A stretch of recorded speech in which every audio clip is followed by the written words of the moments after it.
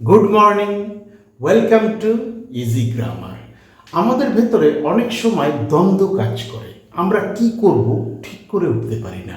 আমাদের যদি কিছু বলতে বলা হয় তখন আমরা শব্দ খুঁজে পাই না, কি বলবো সেটা বুঝে উঠতে পারি না।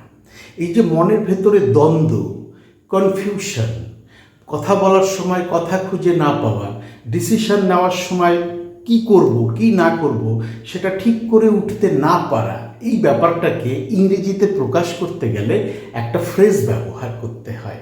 আর সেই ফ্রেজটা হচ্ছে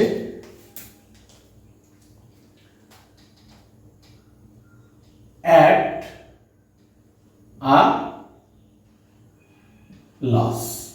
অ্যাট আ লস, এই অ্যাট আ লস ফ্রেজটা দিয়ে আমরা প্রকাশ করতে পারি যখন আমরা কি করব কি না করব সেটা ঠিক করে উঠতে পারি না, কনফিউশনের মধ্যে থাকি। তো চলো বোর্ডে লেখা বাংলা বাক্যগুলো একটু পড়ে নেওয়া যাক। পড়ে নিয়ে আমরা বোঝার চেষ্টা করি যে এই বাক্যগুলো কিভাবে অ্যাট আ লস ফ্রেজটা দিয়ে আমরা লিখতে পারি। তাকে যখন বক্তৃতা দিতে বলা হয়েছিল সে কথা হারিয়ে ফেলেছিল। দেখো, যেটা আমি শুরুতে বললাম যে কাউকে কিছু বলতে বলার সময় বা কেউ যখন কথা বলে সে কি বলবে সেটা সে ঠিক করে উঠতে পারে না, একটা দ্বন্দ্বের মধ্যে থাকে। তাই প্রথম সেন্টেন্সটা বলছে তাকে যখন বক্তৃতা দিতে বলা হয়েছিল সে কথা হারিয়ে ফেলেছিল। জটিল অঙ্কের মুখোমুখি হয়ে সে দিশাহারা হয়ে পড়েছিল। দিশাহারা হয়ে পড়া, কি করবে, কিভাবে অঙ্কটা করবে, কিভাবে এগোবে কিছুই বুঝে উঠতে পারছিল না। উচ্চ মাধ্যমিক পাশ করার পর কি নিয়ে পড়বো বুঝে উঠতে পারছিলাম না, ডিসিশনই নিতে পারছিলাম না। সপ্তাহান্তে বন্ধুদের সাথে কোথায় খাওয়া দাওয়া করব এই নিয়ে সবসময় দ্বন্দ্বে থাকি। সপ্তাহান্তে, উইকেন্ড ইংরেজিতে বলা হয় যাকে, সেই সময় বন্ধু বান্ধবদের সাথে তো বেরোয়, কারণ পরের দুদিন ছুটি আছে, শনি রবি। এবার কোথায় গিয়ে বন্ধু বান্ধবদের সাথে আনন্দ করব, একটু ভালো মন্দ খাওয়া দাওয়া করব, কোন রেস্টুরেন্টে যাব, এটা নিয়ে সবসময় আমি দ্বন্দ্বে থাকি, ঠিক করে উঠতে পারি না। এই যে দ্বন্দ্বে থাকা, ঠিক করে উঠতে না পারা, কথা হারিয়ে ফেলা, এই ব্যাপারগুলো ইংরেজিতে অ্যাট আ লস এই ফ্রেজটা দিয়ে প্রকাশ করা হয়। তো চলো এবার আমরা এই বাক্যগুলো এই অ্যাট আ লস ফ্রেজ দিয়ে বলার চেষ্টা করি। ভীষণ সহজ, ভীষণ ইন্টারেস্টিং। তাকে যখন বক্তৃতা দিতে বলা হয়েছিল সে কথা হারিয়ে ফেলেছিল। হয়েছিল, ফেলেছিল দুটোই পাস্ট টেন্সে আছে। তাই আমি বাক্যটাকে সুন্দরভাবে সাজানোর জন্য পরের অংশটাকে আগে নিয়ে আসব। সে কথা হারিয়ে ফেলেছিল। She was at a loss. At a loss হচ্ছে ফ্রেজটা। She was at a loss for words.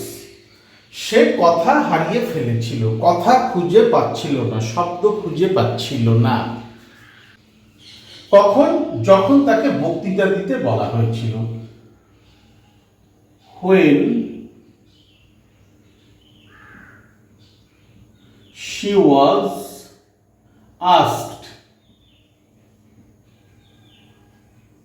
to give the speech. She was at a loss for words when she was asked to give the speech. এইবার দেখো এইখানে when asked to give the speech, আমি যদি শুধু এইটুকুই লিখি, এই she wasটাকে বাদ দিয়ে দেই, তাহলেও কিন্তু সেন্টেন্সটা একই অর্থ বহন করবে। জটিল অঙ্কের মুখোমুখি হয়ে সে দিশাহারা হয়ে পড়েছিল। কিভাবে শুরু করবে, কিভাবে অঙ্কটা নিয়ে এগোবে সেটা সে বুঝেই উঠতে পারছিল না। সে দিশাহারা হয়ে পড়েছিল। He was at a loss, এটাও পাস্ট টেন্সে লেখা। He was at a loss, এই at a loss হচ্ছে ফ্রেজটা। সে দিশাহারা হয়ে পড়েছিল। কখন দিশাহারা হয়ে পড়েছিল? যখন জটিল অঙ্কের মুখোমুখি হয়েছিল। When faced with the complex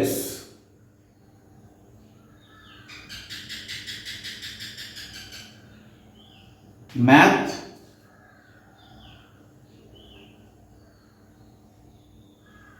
problem. He was at a loss when faced with the complex math problem. উচ্চ মাধ্যমিক পাশ করার পরে কি নিয়ে পড়বো বুঝে উঠতে পারছিলাম না। অনেকেরই এটা হয়, উচ্চ মাধ্যমিক পাশ করে এবার সায়েন্স নেবে না আর্টস নেবে না কমার্স নেবে নাকি অন্যান্য টেকনিক্যাল লাইন নিয়ে পড়াশোনা করবে বা অন্যান্য ভোকেশনাল ট্রেনিং নেওয়া শুরু করবে, এগুলো অনেকেই বুঝে উঠতে পারে না।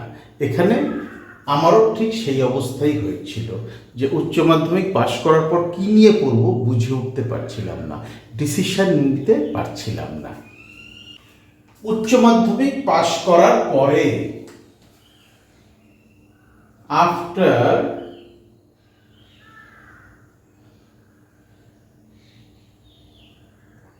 পাসিং দ্য এইচএস এক্সাম, আমি পুরোটা লিখলাম না, higher secondary examination, after passing the HS exam, আমি বুঝে উঠতে পারছিলাম না। I was at a loss, এই অ্যাট আ লস হচ্ছে ফ্রেজটা যেটা দিয়ে বুঝে উঠতে পারছিলাম না, দিশাহারা হয়ে পড়েছিল, কথা হারিয়ে ফেলেছিল, এই অংশগুলো আমরা প্রকাশ করছি। After passing the HS exam I was at a loss about which stream, stream মানে বিভাগ, কিন্তু আমি এখানে কি নিয়ে পড়বো, কোন বিভাগে ভর্তি হব, কোন বিষয়টা নিয়ে এগোবো, এটাই স্ট্রিম দিয়ে বোঝাচ্ছি।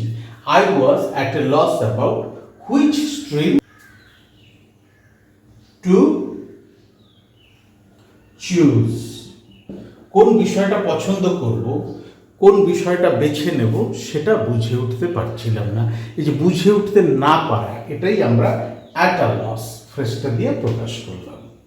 সপ্তাহান্তে বন্ধুদের সাথে কোথায় খাওয়া দাওয়া করব, এই নিয়ে সবসময় দ্বন্দ্বে থাকি। কে দ্বন্দ্বে থাকে? আমি দ্বন্দ্বে থাকি। আমি সবসময় দ্বন্দ্বে থাকি।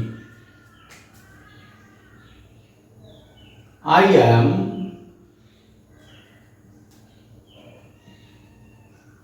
always at a loss. I am always at a loss. আমি সবসময় দ্বন্দ্বে থাকি। কি ব্যাপারে দ্বন্দ্বে থাকি? সপ্তাহান্তে বন্ধুদের সাথে কোথায় খাওয়া দাওয়া করব এই নিয়ে। কোথায় খাওয়া দাওয়া করব, where to dine, কখন কবে, সপ্তাহান্তে, on the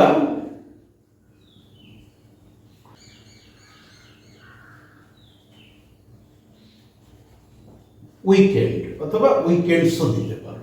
I am always at a loss where to dine on the weekend বা উইকেন্ডস। কাদের সাথে? বন্ধু বান্ধবের সাথে। With the friends. I am always at a loss where to dine on the weekend বা weekends with the friends.